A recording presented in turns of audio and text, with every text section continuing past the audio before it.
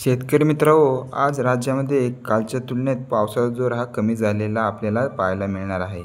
आज राज्यातील कोणकोणत्या जिल्ह्यांमध्ये या ठिकाणी पावसाची शक्यता असणार आहे, कोणत्या भागात पावसाचा जोर कमी झालेला आहे, ते आपण या व्हिडिओमध्ये संपूर्ण आढावा सविस्तर या व्हिडिओमधून जाणून घेणार आहोत. तत्पूर्वी तुम्हाला विनंती आहे मित्रांनो, तुम्ही आपले व्हिडिओ पाहताय परंतु आपल्या चॅनलला सबस्क्राईब करत नाही. मित्रांनो, त्यामुळे आत्ताच आपल्या शेती हवामान अंदाज या यूट्यूब चॅनलला सबस्क्राईब नक्की करा. तर आपण आज संपूर्ण राज्याचा अंदाज जाणून घेणार आहोत. आपण या ठिकाणी पाहू शकता, कोकणपट्टी विभागात आज देखील पावसाची संततधार पाहायला मिळते. रायगड, रत्नागिरी, सिंधुदुर्ग या 3 जिल्ह्यांमध्ये आपल्याला दुपारनंतर जोरदार स्वरूपाचा पाऊस पाहायला मिळतोय. तसेच या ठिकाणी मुंबई, पालघर या भागांमध्ये देखील पावसाची शक्यता आहे. परंतु या ठिकाणी कालच्या तुलनेत आपल्याला काहीशी पावसाची शक्यता ही कमी झालेली पाहायला मिळते. तर मित्रांनो, या ठिकाणी सांगली, सातारा, कोल्हापूर, सोलापूर, पुणे या जिल्ह्यांमध्ये देखील आपल्याला जोरदार स्वरूपाचा पाऊस पाहायला मिळतोय. सांगली, तासगाव, विटा, इस्लामपूर तसेच सातारा, वाई, पाटण, लोणंद या संपूर्ण भागांमध्ये मित्रांनो आपल्याला जोरदार तर काही ठिकाणी मुसळधार स्वरूपाचा पाऊस देखील पाहायला मिळतोय. पुणे जिल्ह्यामध्ये देखील मित्रांनो जोरदार पाऊस आहे.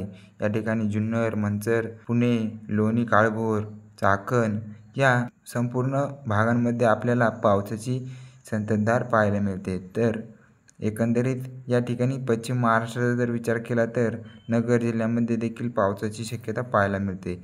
पुणे, सोलापूर, सांगली, सातारा, कोल्हापूर या संपूर्ण पश्चिम महाराष्ट्रातील भागात तर भाग बदलत मध्यम ते जोरदार स्वरूपाचा पाऊस पाहायला मिळत आहे.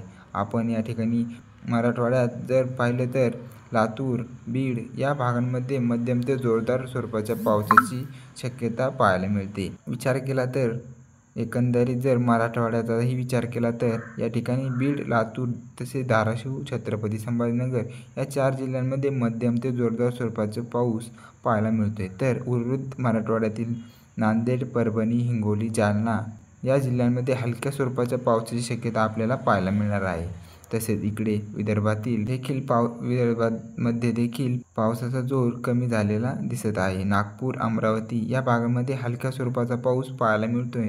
तर मित्रांनो, नाशिकमध्ये पावसाचा जोर वाढताना पाहायला मिळतोय.